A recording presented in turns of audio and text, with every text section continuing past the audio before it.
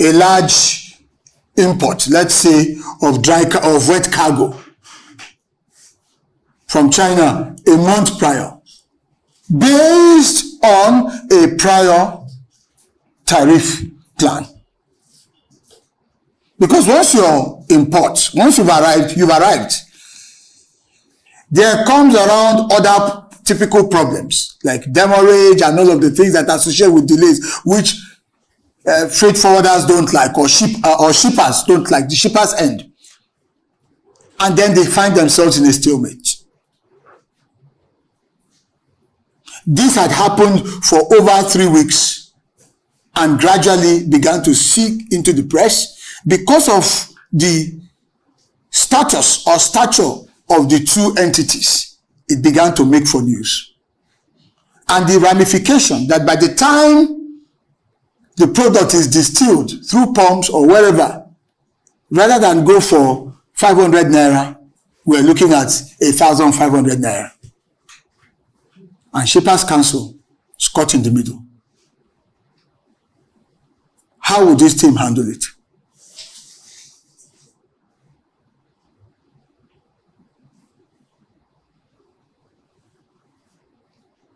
It's a question put to all of you. Yes. Now, Please. let's hold on. Martina, I know you are senior staff. Put this scenario which happened with Shippers Council about 2 or 3 weeks ago. You were all there when they said ONE, what in ONE has increased charges. You were all there. Okay. You had it. Okay? Now, at that level, what is just a similar thing asking you, what will be your response level when you hear that type of thing? And suddenly, one of the freight forwarders came about that what Shippers Council, that just they're wasting time, they don't have any responsibility to do. You had it. It was on press.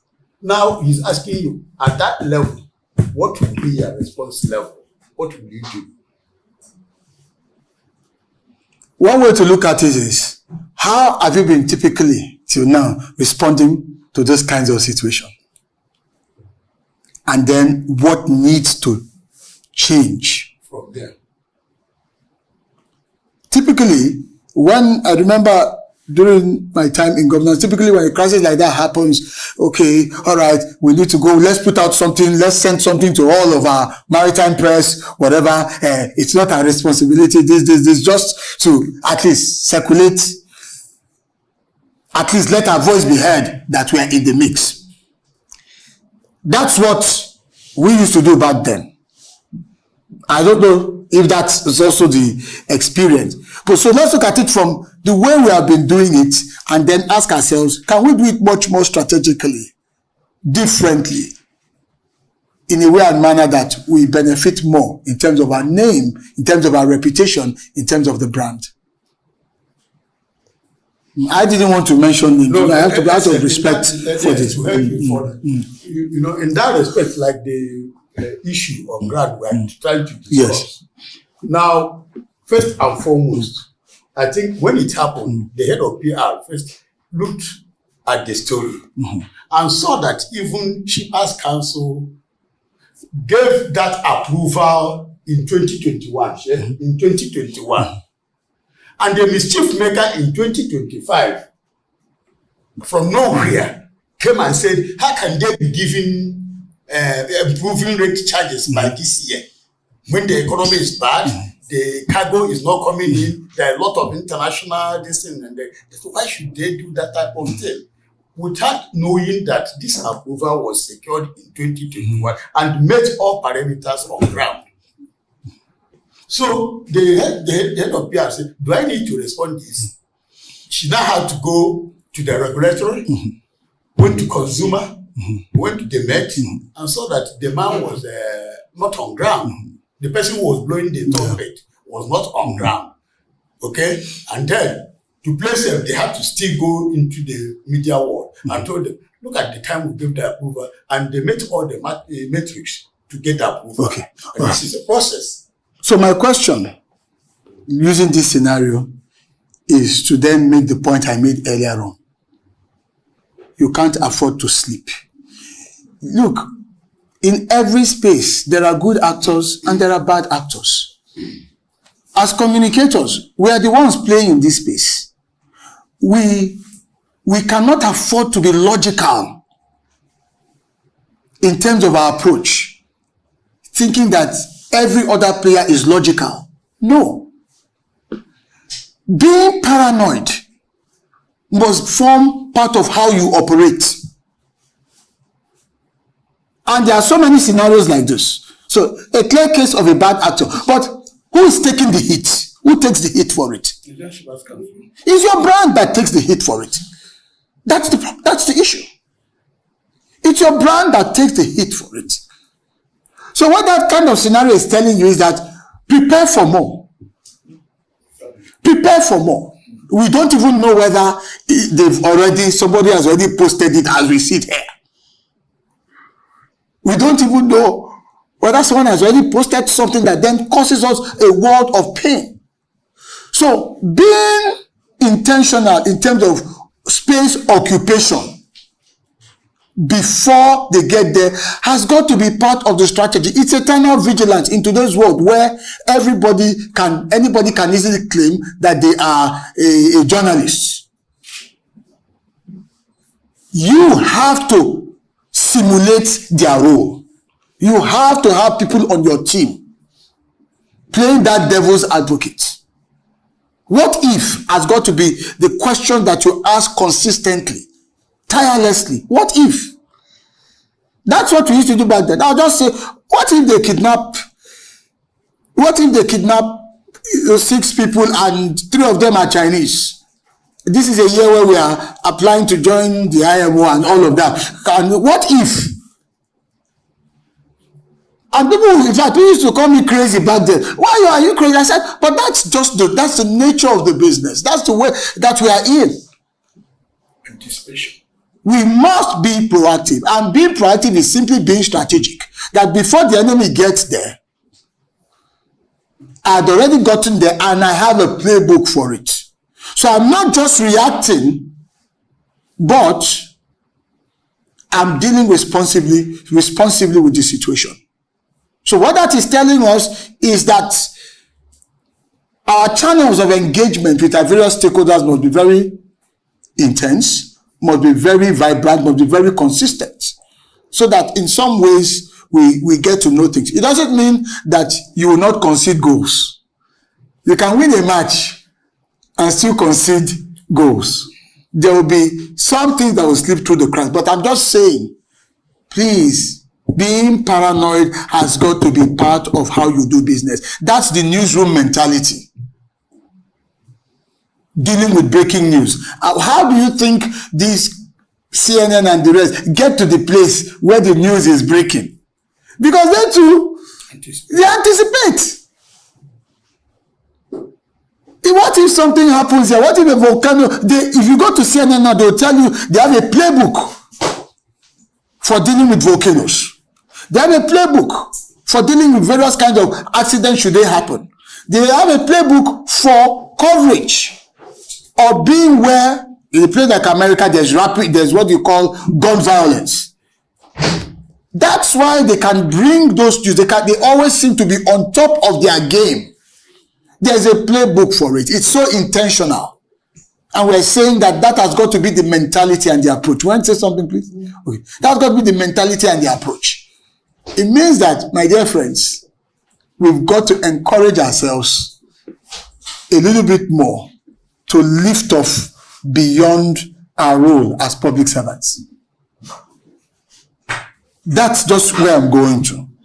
Otherwise, we'll constantly be in firefighting mode, even when we are innocent, all because of a few bad actors. I don't know if anyone wants to add anything. Someone wanted to say something. Yes, the other time. you still want to say something, please. I wanted to say we have to be on the lookout. We shouldn't go sleeping. Our ears should be on the ground. Our eyes should be. Absolutely. So let me ask this question. I really meant to ask this particular question of Shippers Council and then the PLT. About 2 months ago, NPA increased its It's raised by 15%. Of course, justifiably, they justified they are not having done that in over 30 years. And then, given that the port infrastructures are actually deteriorating and there's a need for that. But what was the most dominant outcry in the media? It was the Manufacturers Association of Nigeria. They dominated the space. And it was really giving NPA a lot of heat. Because the argument was very simple. What you have just done, NPA, is to make life more costly for Nigerians. And you see, that is a very simple story that sticks. You don't even need a specialist to craft that press release. You don't even need a press release for that. By increasing your rates, it means that everybody along that value chain will also increase. And who bears the cost? By the time you answer the generality of Nigerians, the common man pays for this. But in fairness to them, it was justifiable because they have to, the money has to come from somewhere. Otherwise, there will be no more ports if we continue at this rate. If the system collapses, what happens? The rates we are all complaining about spending more. We will still come back. We will still all have to spend that more. Only God knows under what circumstances. So I'm putting a question to Nigerian Shippers Council.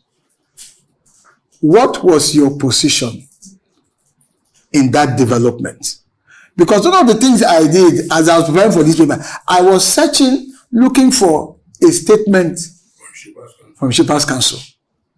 Let me help you. And there was radio silence.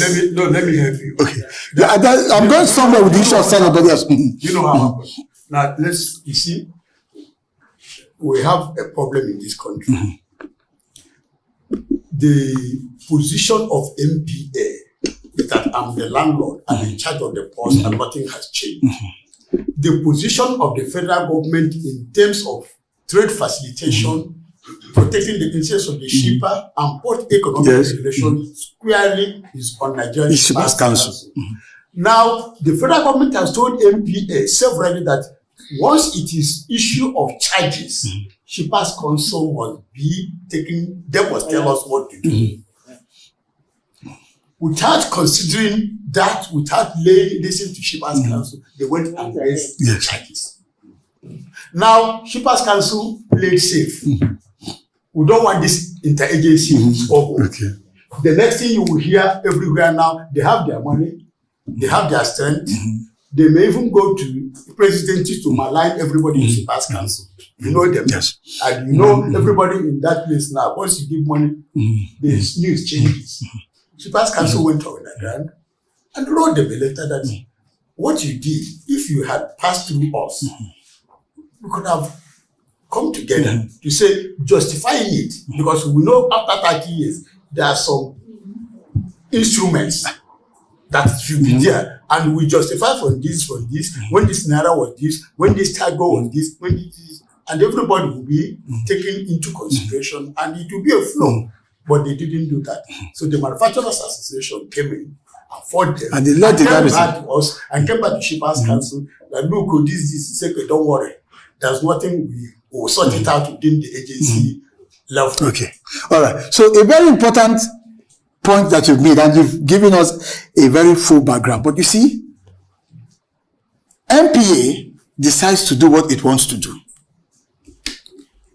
I want us to treat these scenarios as just neutral development in terms of things happen.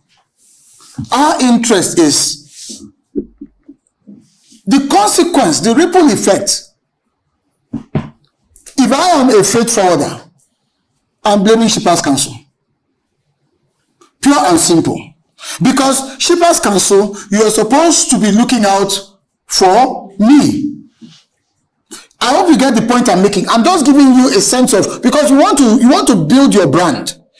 Your brand is taking all sorts of hits, and chances are that we don't seem to recognize that these things are depreciating our brand equity. They are just happening. That's the thing about brands. A reputation over time, it just forms. And we think that it happened at that last moment when someone pushed it or tipped it over the precipice. No. So things have been building, and then we just got to that apex. So the point I'm making, you've made a very important point. Shippers Council did take action, but in the final analysis, when you look at it critically, if I am playing in this sport economic environment, the summary of what has happened was that I did not see anything. This is where communication is coming in.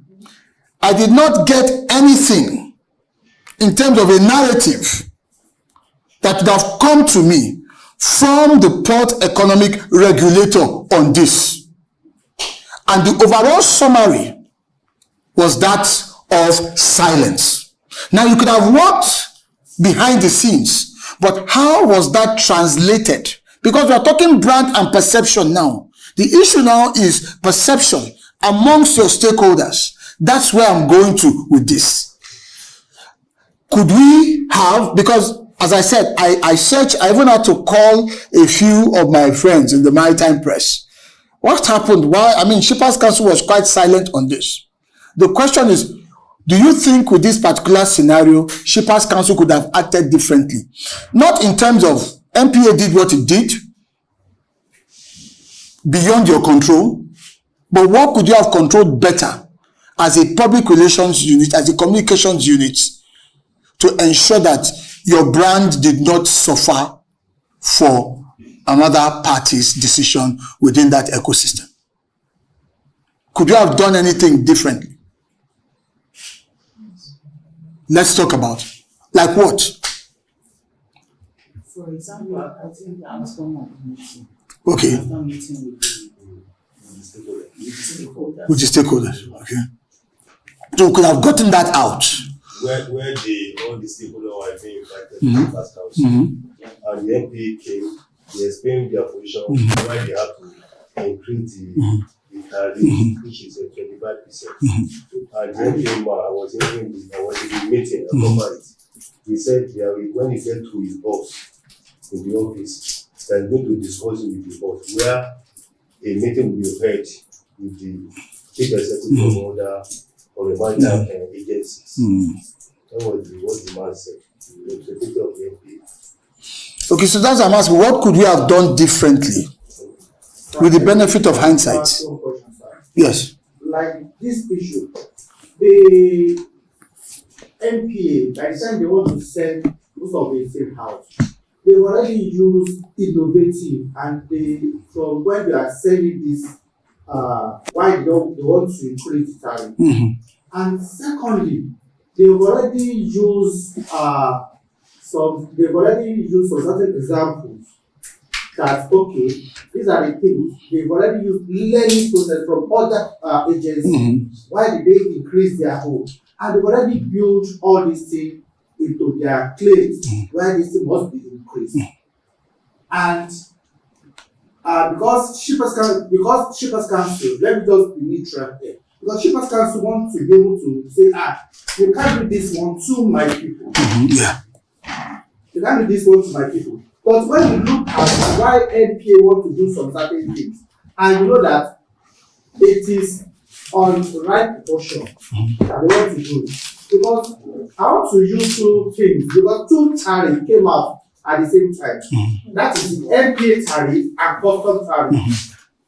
But immediately they go against it, because both of them said it has never been increased for longer period. But the customs own has been it's just like a new one that was want to introduce give to the public. But the NPA have already used some certain innovative, they've already used a learning process before they can be able to say, okay, this is why I want to do this thing. Then we now look at it and now say, okay, if this thing is justifiable, so people are against it, which side are we going to do? It looks like a crisis. It is a crisis. So the question you should ask yourself, you see, there are a number of things I want us to look at here. Number one is, what is your role in this entire space? The role, the Which- role is to protect me. Yes, that's what the law says you should do. Exactly. And so the next question is, to your stakeholders, the people you are playing to, the people you are serving, how do they perceive you? There are two things here. And so your role in this department is essentially to ensure that there is an alignment between your core function, your core mandate, and the perception. That is what gives you your identity or builds your brand. So that is our interest, and that's why no matter what happens within the NSC, Nigerian Shippers Council, when you are part of those conversations, your voice must be strong enough in making it very clear, because most times you get this misalignment. Things get done, eventually, it's almost like saying that, well, majority will have their way, minority will have their say, that kind of stuff. But the ramifications is where I'm going to in all of this. We can't stop NPA if tomorrow they decide they want to increase, or they want to take any other decision that has economic implications. It might not be rate increase. It's true, they are the landlords. You are regulating within their space. That's the truth. You are regulating within their space. You're trying to, because the work that you're doing is bringing sanity into that space where there is always chaos, potentially chaos, all sorts of chaos, whether it's tariffs or what's it called now, damage to goods or services, delays, all of the typical problems that go with the business of logistics and shipping. That economic context is very volatile. Just like life is volatile at sea when it comes to maritime safety and security. You are the referee there. And so, making sure that the perception of you to the stakeholders that matter the most is in alignment, that you are an unbiased umpire. How many of us are football fans here? How many of us watch football here? I don't know if you are. Okay, let's say Arsenal is playing Liverpool. Two bitter rivals. You switch on your television. You see both teams. Who is the most important person? Who will be the most important person on that field? It's the referee. You'll be saying that this referee, this same referee, if it's someone that has built, that you have a bad reputation for, that you always lose whenever he referees, you'll be saying, this man again. Controversy. So the audience, the fans, keep one reputation. And invariably it sticks. Because that opinion spreads. Despite the fact that the man may have tried to be as unbiased as possible. That's where we are going to with this. Is to let you know that silence is also dangerous. Silence is also dangerous. Engage where necessary. Some things will happen. I'm going to come to you, sir. Some things will happen that you cannot control. We must accept that. We are communicators. That's why we have to be strategic. That is the value of strategy. That we don't have control over certain things that will happen, but we have control as to how we can respond to it and manage how it is perceived. So it's to ask ourselves and go back to the drawing board and say, what if another situation like this will likely present itself anytime soon? It might not be from NPA. It could come from NIMASA, another sister government agency. Yeah. Yes, sir.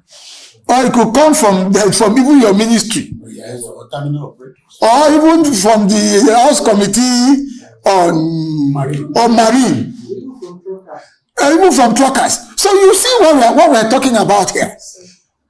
So sitting down, maybe doing your meetings every Monday, whether in Lagos, Abuja, these are the kinds of things you must say, okay, so what if these Somebody, all it takes is for a legislator to get up and just say, I want to move a motion on an issue of urgent national importance. Nigeria Shippers Council, and they just start talking, and then when you watch Channels News at night, you see yourself there, free of charge. You are wondering, when did this happen? Do you have a strategy for those kinds of scenarios? You must develop a playbook, and I'm encouraging these units to adopt the playbook development strategy that carries a variety of scenarios. What it will do is that it will expand the thinking and the mindset of everyone on this team. Because you are fighting a battle where you have all kinds of actors who in a bid to protect their own interest, hamper you from delivering on your mandate, and by extension, potentially gives you a bad name before your major audiences, in this case, the shipper. So this is part of how I want us to look at it. Please, sir, let me come to you. You wanted to. Sir, is it not possible for the Shippers Council to tell all the stakeholders before any agency increases their tariff? It's supposed to come to Shippers Council before doing that. In the situation whereby they do not do that and then they increase the tariff, can Shippers Council tell the freight forwarders not to comply until the Shippers Council to tell them so far they are the regulator? You see, that's a management decision. That's not your headache. Do you get the point I'm making in all of this? That's why I'm saying to you, you are in communications. A lot of the things you are called to manage are things that are beyond your level. In fact, there are things that you did not cause, but they have ramifications in terms of the image and in terms of perception. You don't know, there are some of the decisions might be internally made decisions. There are sometimes that decisions are made internally that are not necessarily, don't play out. They have what you call unforeseen outcomes that affect the image of the organization. Now, you don't have control over those calls. So don't bother yourself with that. What you want to do is that, okay, fallouts. Can we anticipate fallouts? Because I can tell you, even if as management, Shippers Council were to put those measures in place, there are always bad actors in every space. I need us to understand this. If we are going to be effective managers of image and effective communicators, there are always bad actors in every ecosystem.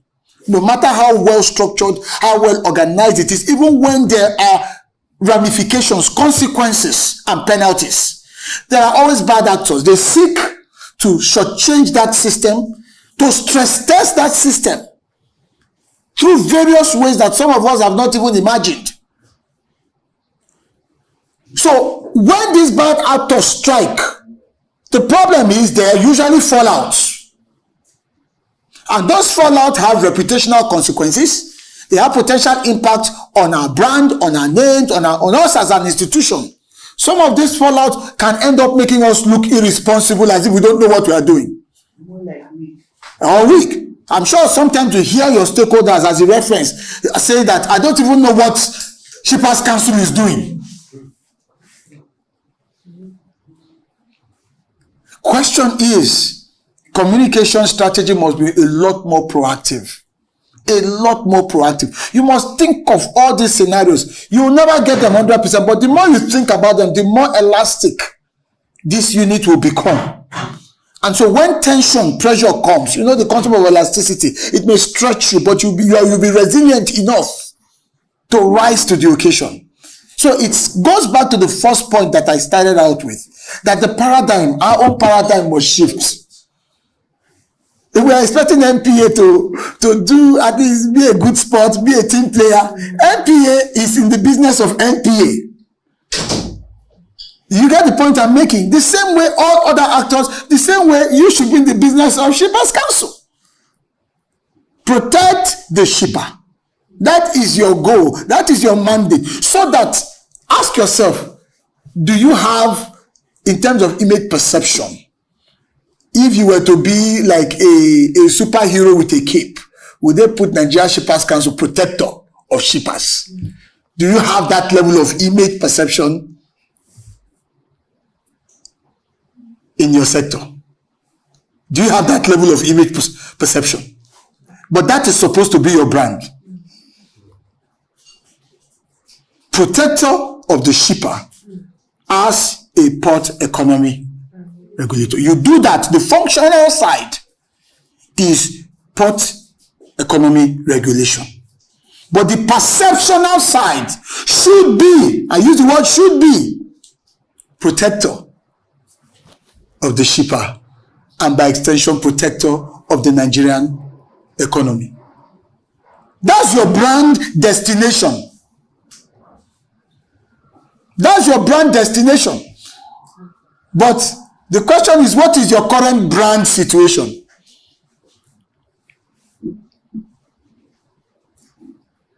Your brand destination is that you are the rescuer. It should be a case of Shippers Council to the rescue. Nigeria Shippers Council to the rescue. That's your brand destination. So there are two things we are looking at here. But your brand situation,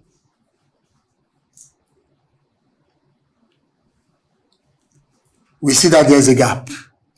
And we must constantly be working with this mindset. Are we protecting the shipper? Whatever happens, whatever comes out of this meeting with all of these people, whatever comes out of this, when the smoke clears after this tariff increase or whatever MP has done, will Shippers Council still be seen after all of it as they did everything to protect the shipper? And we saw it. And that's one more feather in Shippers Council heart into becoming that brand. That's why I said silence is dangerous. Because when you're silent, a feather is taken off your cap. When you're silent, in fact, in communications context, silence is often interpreted as complicity. I'm telling you, perception-wise, maybe they did this to us, you people did not say anything. What is that saying? What is that telling you? That they are part of it. So you must fight for your reputation intentionally. And that's another point I want to make. Intentionality is very crucial in all of this. Regardless, yes, your sister agencies, fine. Working for the same government, that's true. But you have clearly delineated sets of functions.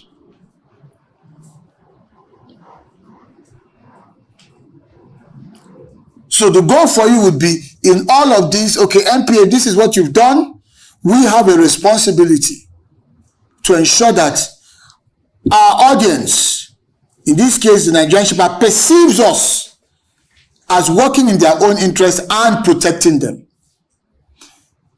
So this is the narrative that we intend to put out there on a consistent basis with ample evidence so that they get the sense that we're doing what we need to do. So that is the PR function. Elevate what your management does through the power of narratives. See, there are ways. Let me quickly I'm going to just give some suggestions to you. There are ways the PR needs to function in an unconventional manner. Sometimes, to ensure that you're building that trust, even in the midst of a lot of difficulties. And thankfully, head of PR is here. These are suggestions. They are not conventional, but they help in some ways.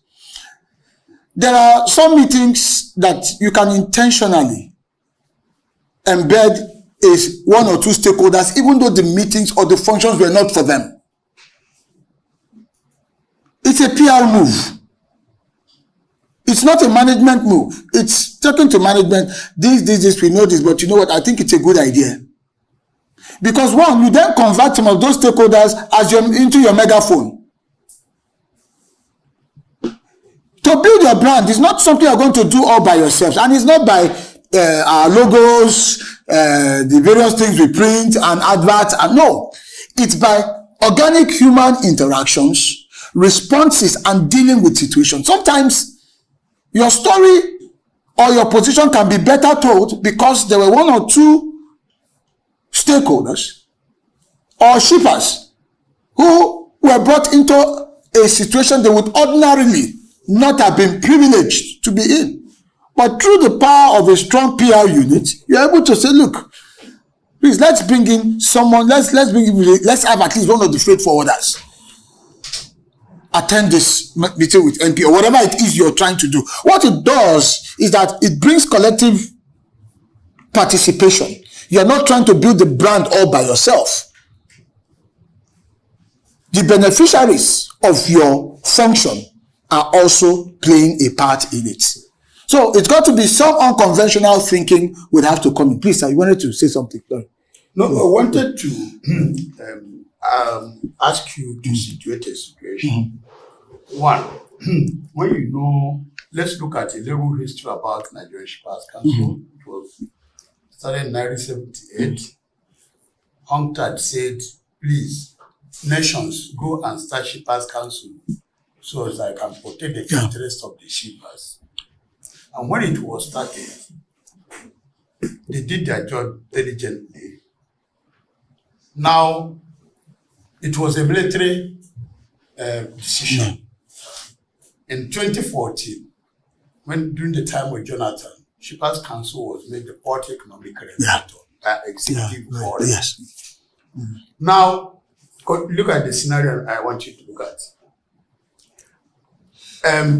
There's one they call Stuart, Ship Owners Association.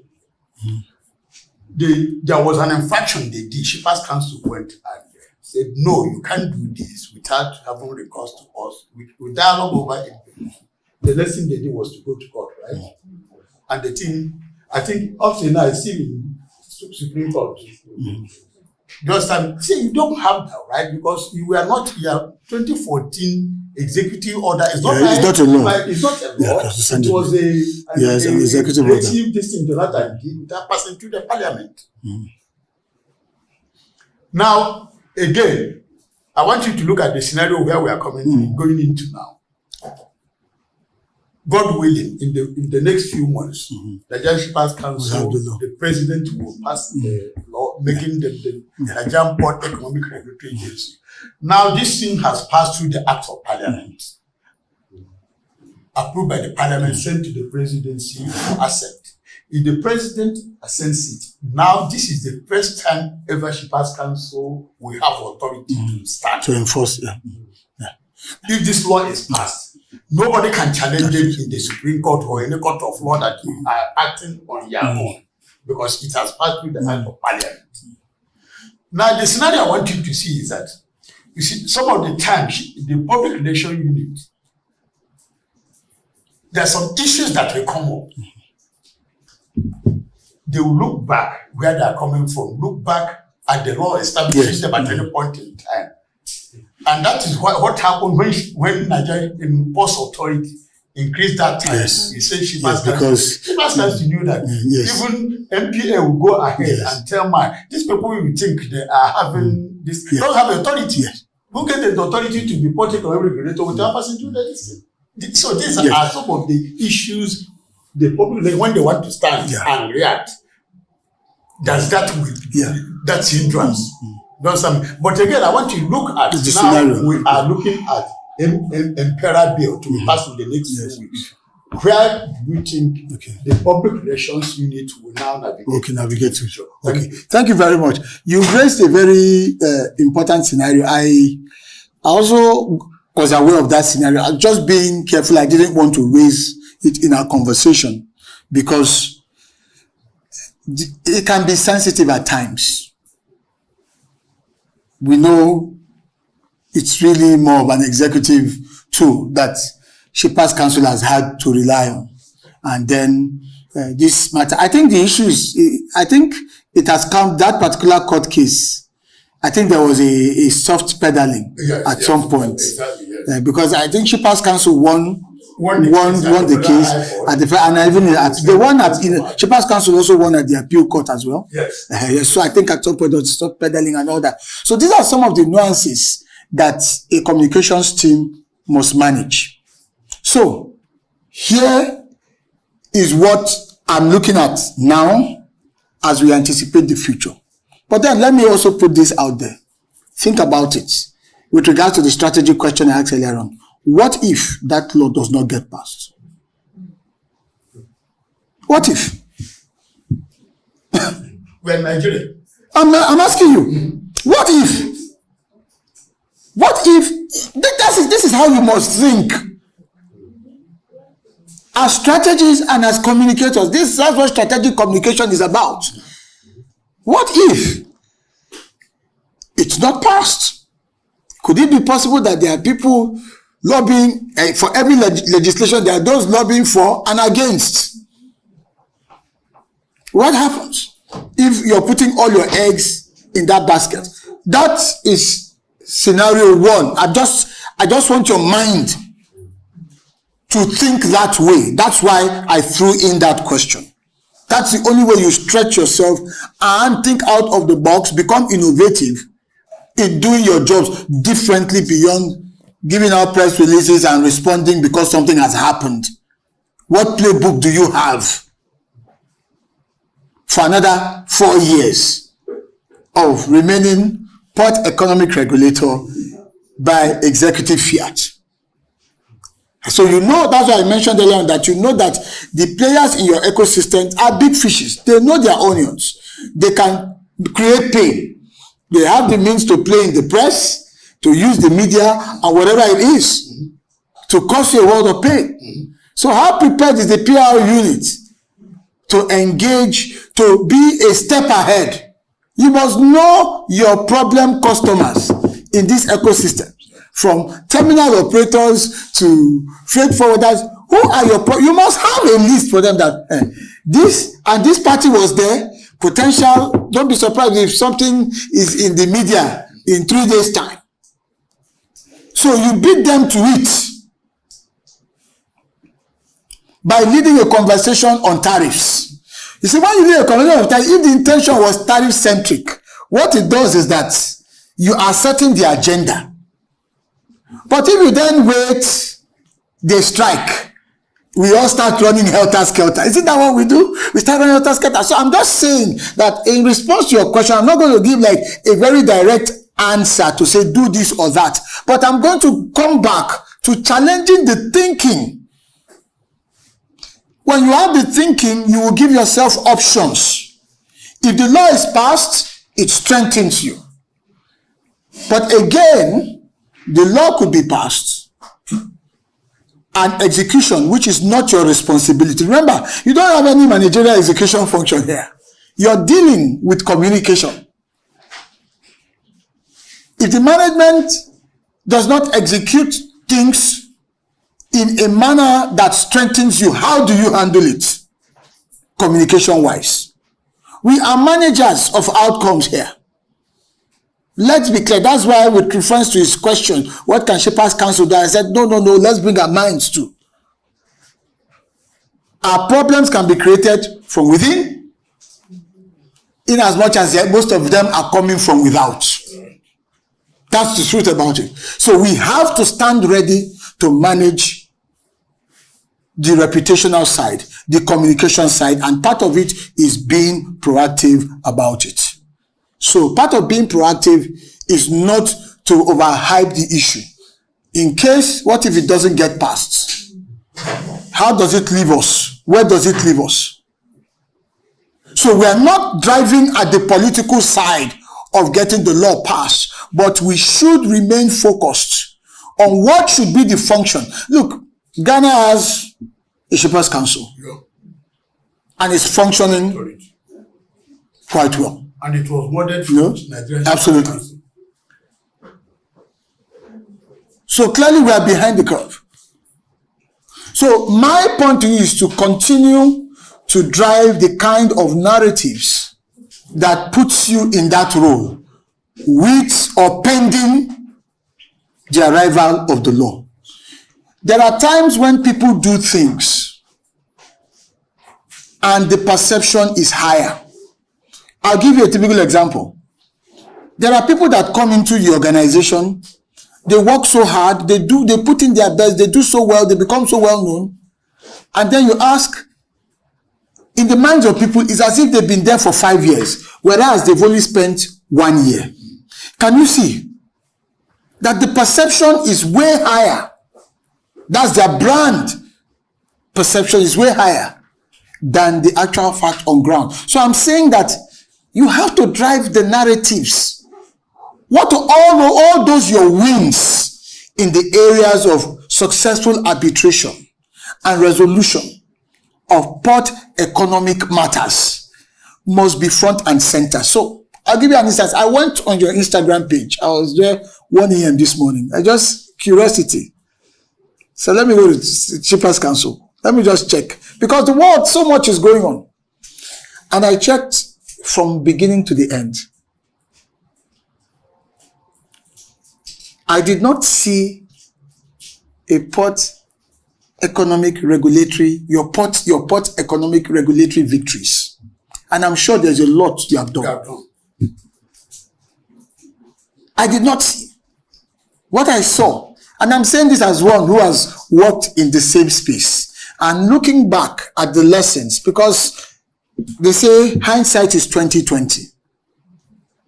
That there are things, adjustments we can begin to make. Yes, because it's a government space, first order of business has to be that we project the set man, the chief executive, give him airtime, give him prominence and all that, because the standard perception or reasoning in the political ecosystem is that if he's seen or she's seen, work is going on.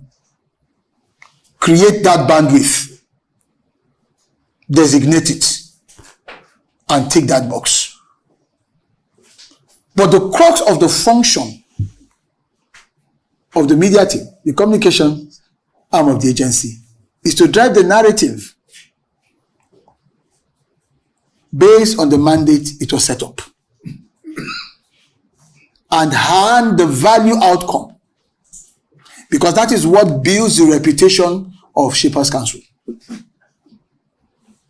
So I checked, I was just checking, I thought I was going to see some freight forwarders, not just in interactive sessions, real narrative. You need to convert those wins into narratives that people can understand and relate with.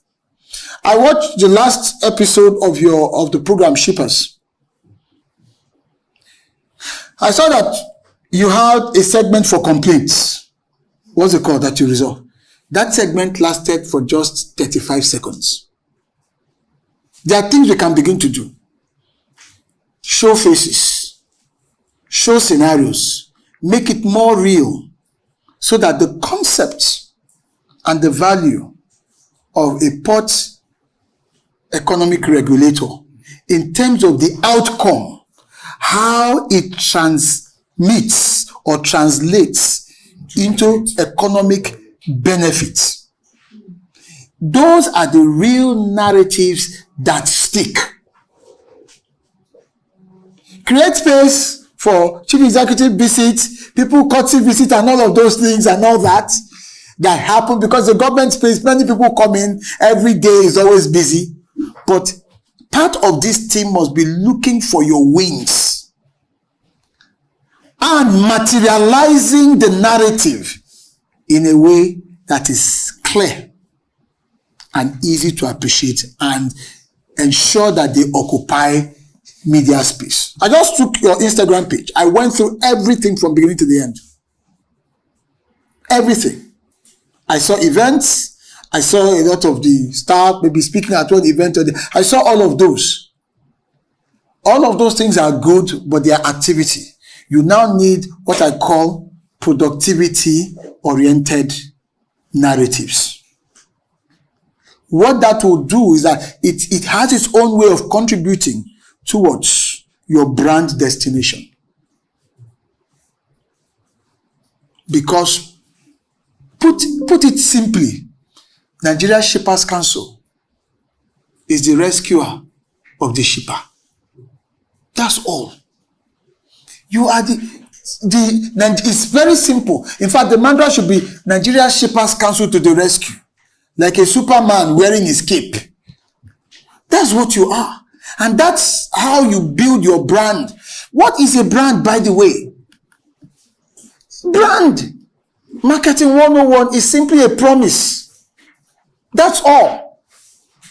Your brand is the promise that you are making, that you've communicated, and that you are committed to delivering upon. And as you deliver on it, you communicate it. And that strengthens your reputation. And over time, that's your brand. That's what it is. So we must manage this situation to ensure that there is a proper functional alignment between what we are delivering and how we are being perceived. So what ways do you think we can translate some of our wins into natural narratives that can be out there? And if you do that, I can tell you your Instagram page will probably more than double, because those will be real scenarios that people can engage with.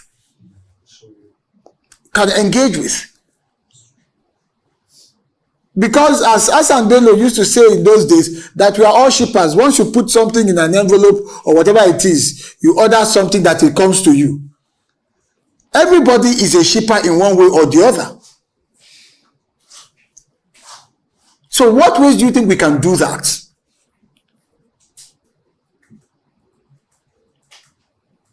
How many of you have been to your Instagram page here in recent times? Someone is smiling there. That means she hasn't been there. You have. Okay, show of hands. How many of you have been to your Instagram page? Let's count. Let's take a census. Head of PR, so at least get to see your team and see what's going on. Okay, so let's say out of, maybe let's say 30% or 40% of the group. How many of you have watched your TV program on YouTube?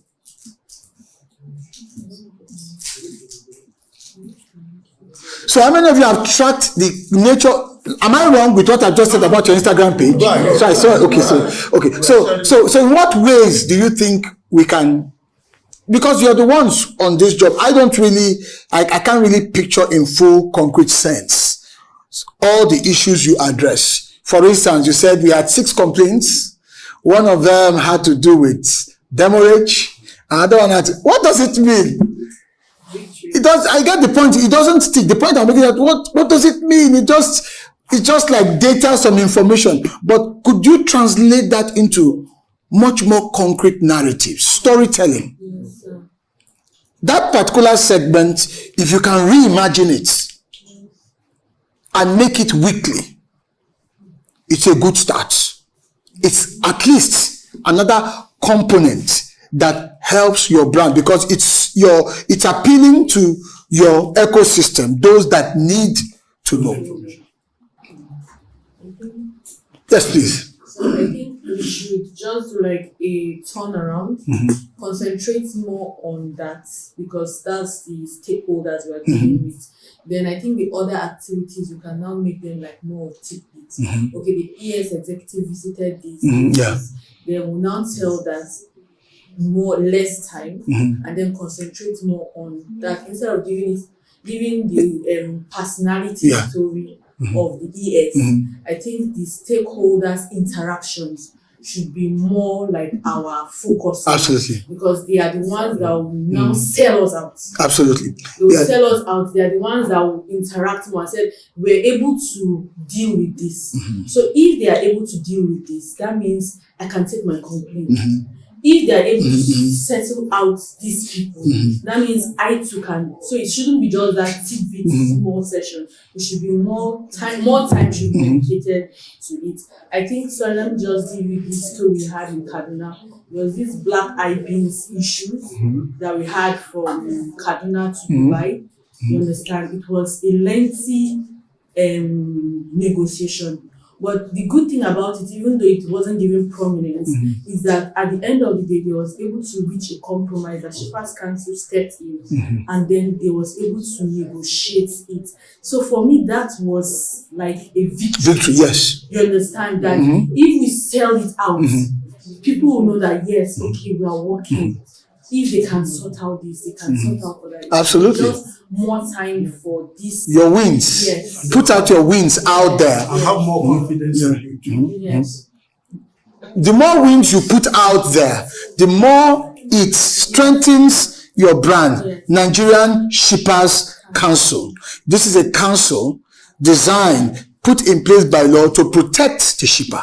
And it does that through regulating economic activities within the port system.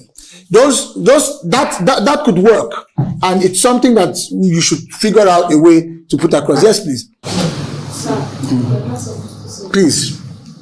There was a time in one of our TV programs that we had a stakeholder whose issue was resolved at the complaints unit, and given his remarks, he said, when you have an issue come to Shippers Council, they will always be there to help you. Yeah.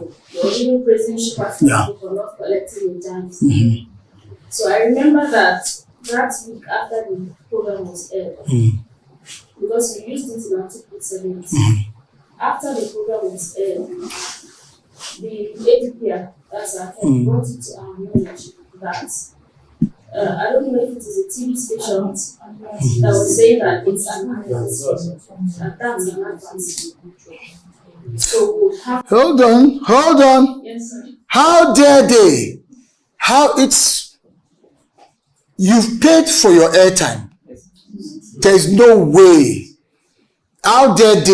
It's not even done. So we're told that Okay. we have to obtain a certificate for advertisement before we put anything like Anything advert that in has this to one. do with Okay, is it from APCON Yes. and all that? Okay, it's not as if, well, maybe APCON has evolved, but I don't think, well, I did quite a couple of those during my time Because that's in the Nimasa, thing. and then Yes, we nobody, paid for the airtime. yes, you paid for your airtime, but you can do whatever you have to Now, do. that we should be No? careful on the narratives because some of the statements can be advertisement statement. And No, if it's a testimonial, if it's a testimonial, it's supposed to be a testimonial, but the argument that was saying, come to Nigerian Shippers Council, come and work.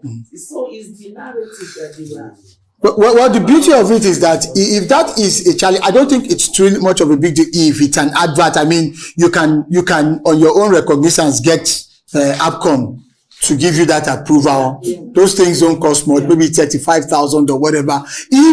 I'm surprised, maybe these are new things, because during my time, we used to do quite a lot. We were creating promos. I was writing ad script to promote quite a number of things for Nimasa then internally, and it never came up. So I would think maybe it's a recent. You know, we're not supposed to collect anything from the program, like money. But they feel that if you future somebody like that, it means you are collecting something from them. Yeah, unfortunately, which is, but whereas what you're doing is you're promoting. On APCON. The position that you are collecting money. Yes, that's the thinking. Maybe that's because I think there's a drive for revenue, Yeah, exactly. and so they're really recreating or redefining a lot of these things. But then, of course, if that is now the rule, because they do have a say in terms of regulating that space,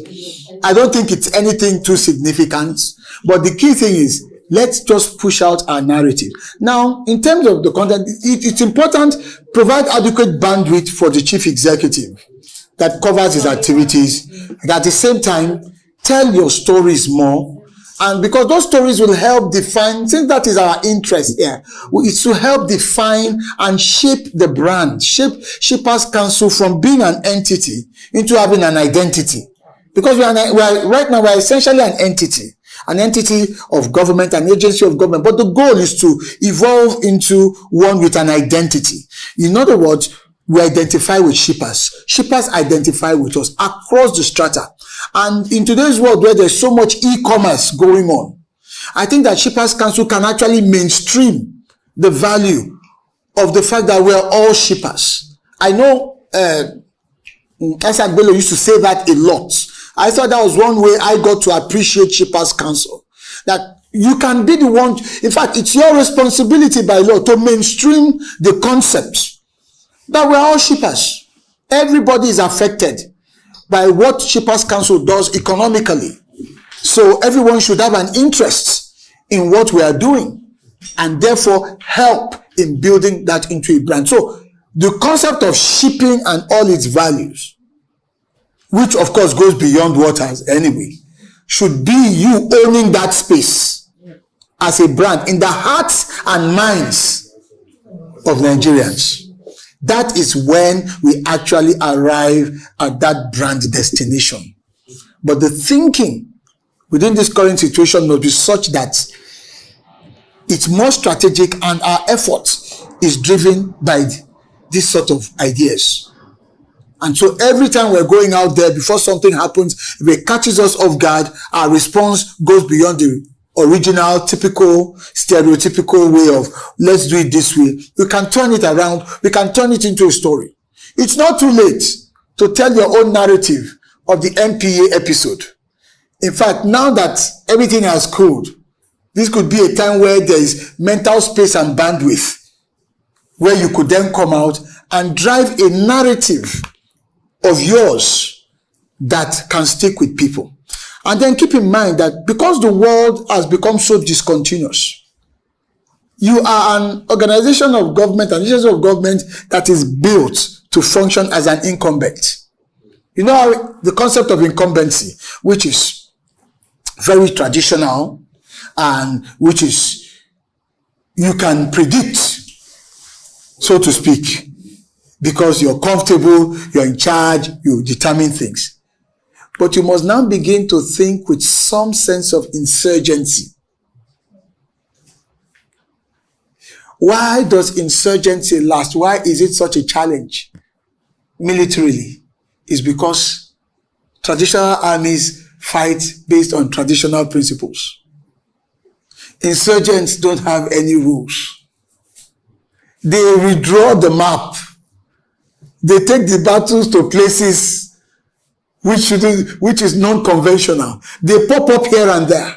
So you need, and I'm going to, head of here, I'm going to appeal to you, ma, to encourage a little bit of insurgent thinking, not in the sense of irreverence, but out of thinking out of the box to do some things. With social media, and you have a TV program, a TV platform, you can reimagine the TV program. When I got into the master, one of the things I tried to do was, why can't I have interviews on a boat? My first set of interviews were on our vessels. I realized that a lot of people in the master had hardly gone out to the waters.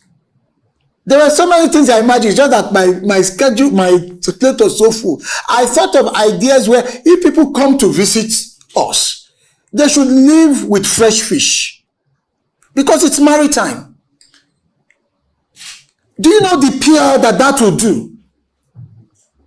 That what we're giving our guests is fresh fish picked out of maybe somewhere in or what have you. It's just we're giving you the maritime experience. You see, let me tell you, that will make news faster. That will trend more on social media. Quicker. We have to think out of the box. Why? That is solidifying your brand, giving the right picture. Oh, these are shippers. So everybody is into shipping. Those are the kinds of stories.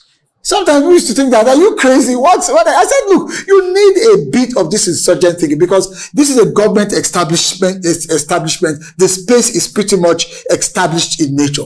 But if you're going to break out a little bit, you need some doses of this once in a while. So it's to really challenge that thing. And I think that's, for me, is the major argument I bring to you today. To say, as public relations people, we must be very strategic.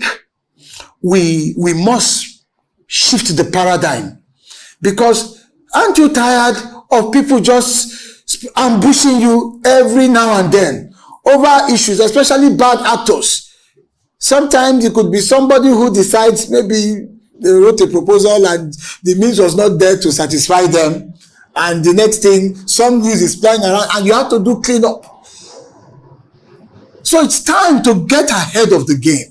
That's the point I'm making to all of us, to think creatively as well, and within the structural accommodation of an agency of government such as ours, we can make some good creative progress.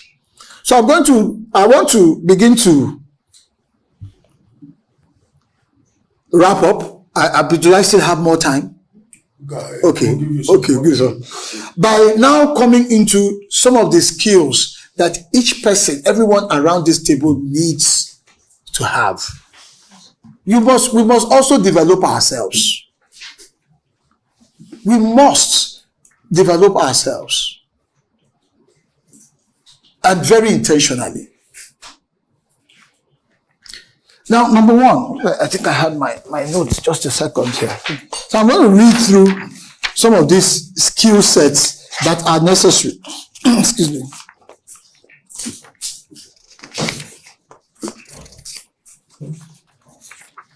So we've agreed and we've made the point that a brand is a promise. And for you, your promise to the shipper is that we will protect you. We will always have your back. And exactly. We are like the Superman in our cape, NSC at the back of it, coming to the rescue. So if you're being bullied by a terminal operator or what have you, and then, or for some reason you're delayed and then your shipment defaulted into demurrage and all of those things are piling and it's about to sink your business. Shippers Council is that knight in shining armor that swoops in and says, no, I'm the defender of this universe, so to speak. And the shipper knows that they've got our back. So that is incentive for them to keep on driving their business, because the more they ship, the more there's cargo accruals. And we know the ramifications of more cargo, even to us as a nation in the International Maritime Organization. It's part of what counts against us when we go to IMO. We're talking about category C and all of these things. They look at those metrics. So your role is so important, such that if people now leave our port environment to use other ports, that's a loss for us. So Shippers Council must rise to that occasion, and we must communicate these winning narratives. So in terms of the kind of skill sets that I want to encourage us to develop, number one is strategic thinking. So let me explain. Strategic thinking at the personal level is instinct to just question. It's the essential element in every good journalist. I mean, the way we're taught journalism, you use your 6 7 servants. Who, what, where, when, why, and how. The 6 7 servants, 6 of them. Let's develop strategic thinking skills at the personal levels, and it starts by just questioning, what if? What if? You can do this privately, personally, nurture it on your own till it becomes a skill. You'll be amazed at how it serves you.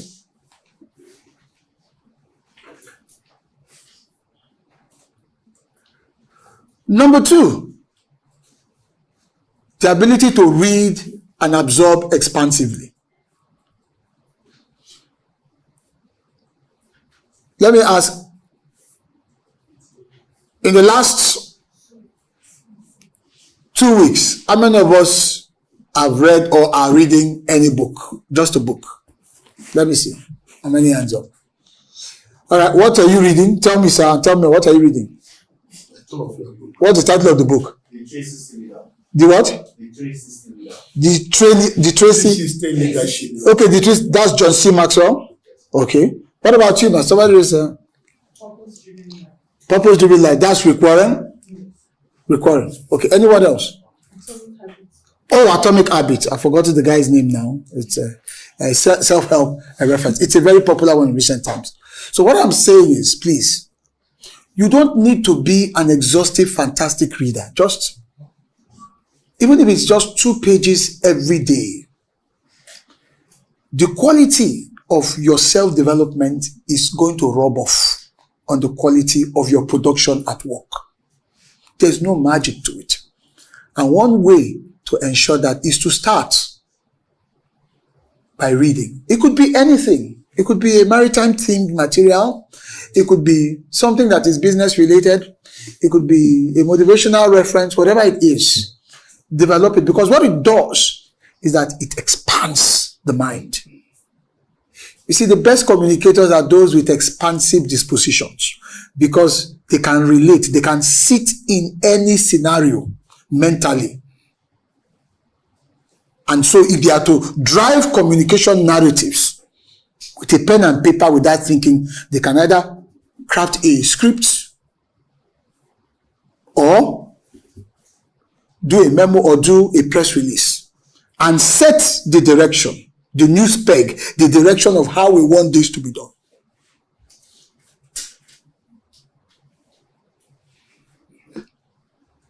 So please make out time, read, because the exercise value for the mind is very significant. And we are the thinkers for the organization. Let's understand that we are the thinkers for the organization. And if there are things that my principal will want to do, and I'll tell him, you can't do it. I'll tell you, I'm sorry. You will do it, but not that. That was the way I work. And maybe because I had enough of that latitude, because I was practically railroaded and we were very close. And I'll tell you, I said, because I'm not ready to spend the next 1 week trying to beat back or manage the fallout. And it's going to distract you. You still have this and that and the other. That was the level of leverage that I have. I know it's not the same for everyone. I understand that. But it's our function. I understood that was my responsibility as well. And I said, okay, if you're going to do it, or let's put it this way. Let's tweak the headline a little bit. Just to let us lead it before it happens. That's what that strategic ability gives you before it happens. Number 3, your writing skills. It's so important. Listen, please, like what the second one you're talking about, Yes. read. Yes. You see, there is, in our school of journalism, they will always tell you, for you to be a very good journalist, you must go and read other disciplines. Yeah. Because you may see a lawyer and you have not read anything about law. You don't know much about law. You can't ask him a question.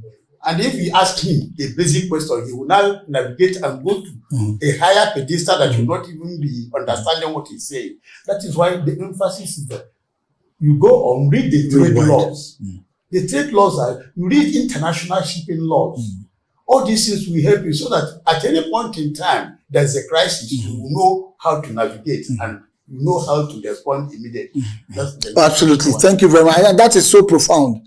In fact, it should be taken for granted that should be induction level material, so to speak, at its most fundamental, because you have to communicate, you have to ensure that the words or the message is out there. Then the third one has to do with writing skills. Well, I'm going to say this, we all have to continue to develop in this area as much as possible, but you can't write well if the first 2 areas have not been developed. Because you'll end up writing for formality.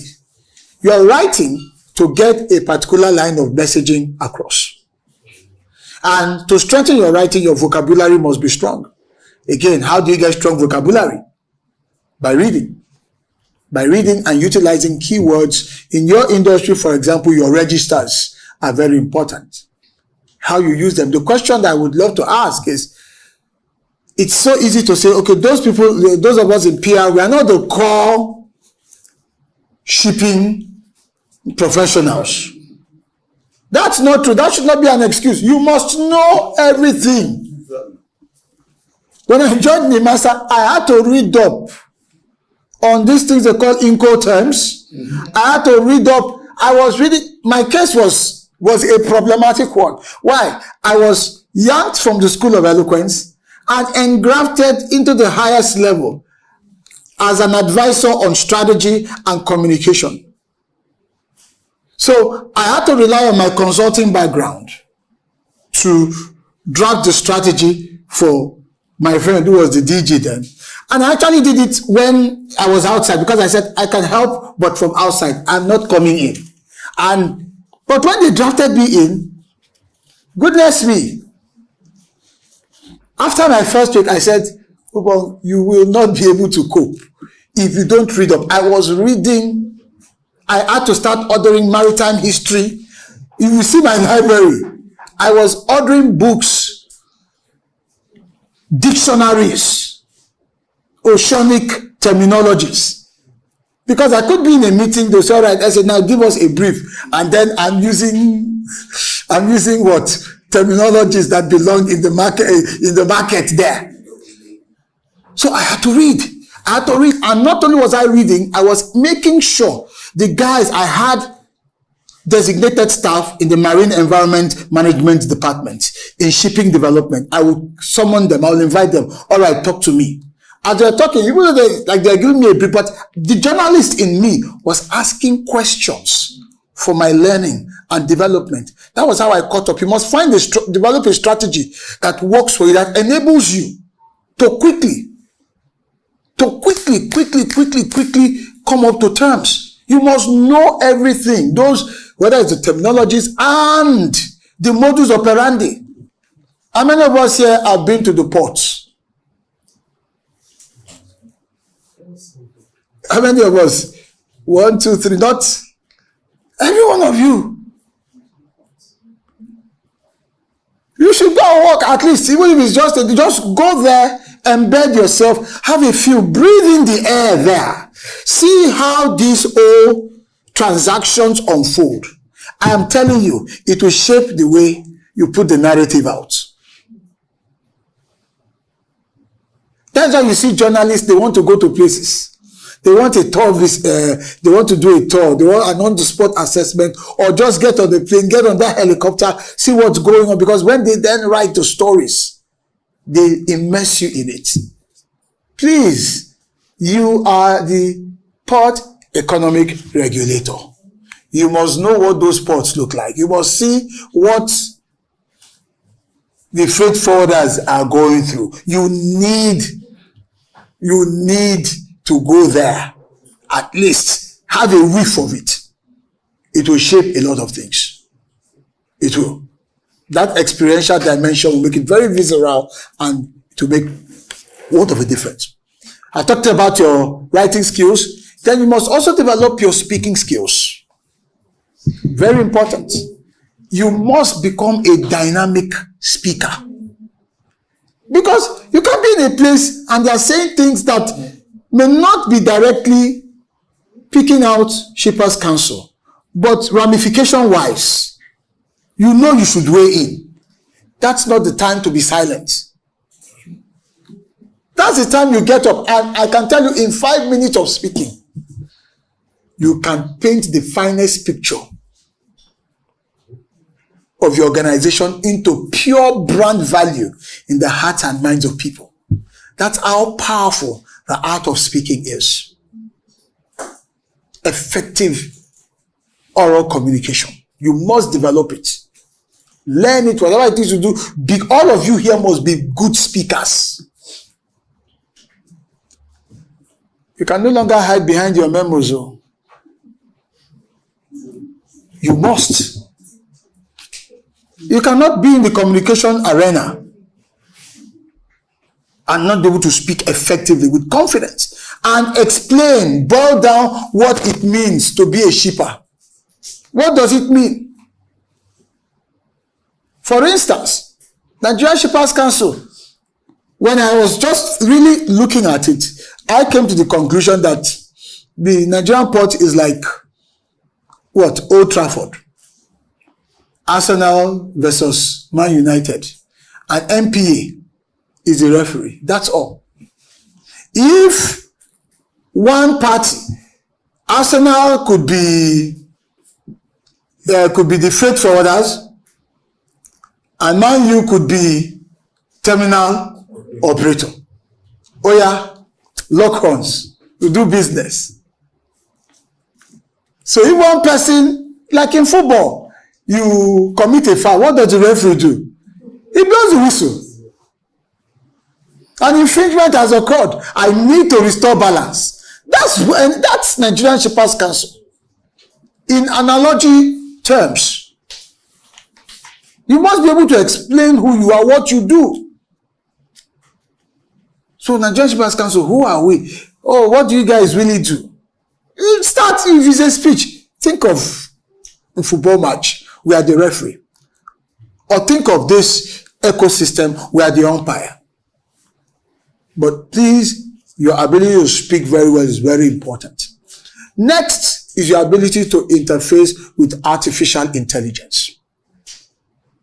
The world has changed now.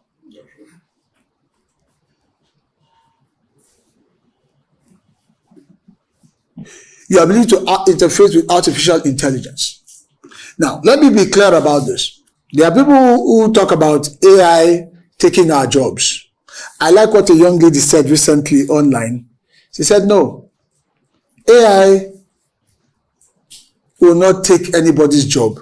It is people that know how to use AI that will take other people's jobs. I was very impressed with that statement. Please, when you are online, don't get too carried away with all the social noises and all the crazy content. Somebody wake up in the morning and because, the way they went to bed, they just begin to post themselves. And before you know it, before noon, it will have over 10,000 views and all that. Scan through all of those. You're going to meet, especially on LinkedIn, where people are really making meaningful contributions, adding meaningful value. You're going to see a lot of that. So, your ability to interface with AI. And the principle behind artificial intelligence is very simple. We, the humans, are the originators. AI is the generator. So, the original ideas coming from us and using AI to generate any additional. We do not abandon our responsibility to AI. Recently, of course, I teach public speaking and I coach quite a number of people, quite a lot of top people, even in the maritime sector. Even after I left, I went back to the school of eloquence. And so there was this day, one of my students, very senior person in one of the agencies, was preparing for a speech. He had to represent his principal. And so they sent me the speech. It was written by the PR unit. Don't worry, it was not NSC. It was written by the PR unit. And I took the speech. As we were practicing and tried to help him prepare, I said, hold on. I then assessed the speech for AI. I realized that 70% of it was written using AI. Now that's an abuse. So practically, there was no input. So AI was no longer being used as a tool. AI was being used or being abused as the staff, as the speechwriter. I kid you not. So that's laziness. And there's no way you'll be able to respond to this larger crisis when we get to communication crisis. If, as a communications person, you're not developing your capacity. If your principal, I believe you write speeches for your, does this department do you do some speech writing as well? This unit, do you do some speech writing? Or sometimes, okay, if they want, okay, PR can do the speech. So part of what you want to do is sit down with the party involved, let them articulate in very clear terms and help them refine from a communication standpoint. Because it's not everything that should be said in the way it is said openly. And that is your duty as gatekeeper, which is one of the functions of media, of communication, of journalism. You're the gatekeepers. People think gatekeeping is only about what prevent from coming in. Part of gatekeeping is also what we prevent from getting out. So you can guide, and there are steps, there are procedures for guiding principals or parties, lead parties who are giving speeches. So you can use AI to support the original intent, understand the principle. We humans are originative, AI is generative. Do not reverse the role. Do not see the original responsibility to AI. It's just maybe you go to ChatGPT or Gemini and say, give me a speech. You can imagine if I had gone to use AI, I would have just been reading from, and then we'll be reading, okay, I have my paper. I would have given you paper now up to 20 pages from AI. But we are still the originals to make the conversations meaningful, productive, and impactful. So AI should be used intentionally towards clearly set goals, used as a tool. So you can't run away from it. There are people who are trying to avoid the use of artificial intelligence. It has come to stay. The same way when Google showed up and we were worried, you mean you just do a search and everything will come out, and we got used to it. I am sure within the next 1 or 2 years, we'll all be using these tools to provide us the necessary support. We as communicators must be leading the charge on the cutting edge of the use of these tools. Then the next skill that we must develop has got to be our interpersonal skills. Interpersonal skills will serve our ability to cut across departments and understand what is going on rather than always waiting. Interpersonal skills is purely relational capability.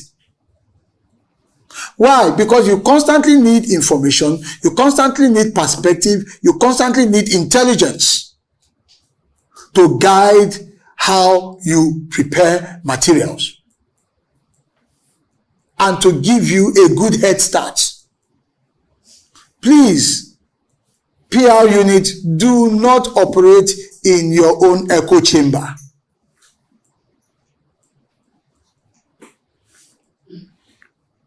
Go across the directorates, have friends, colleagues, interface regularly so that you can constantly have a good feel of real issues going on, not rumor-driven content within the organization. You know what I'm talking about. There are things we all get to know almost immediately. Those are rumor-driven. Who is your competition? It's not your fellow sister marine and blue economy agencies. Your competition is all of that business out there online.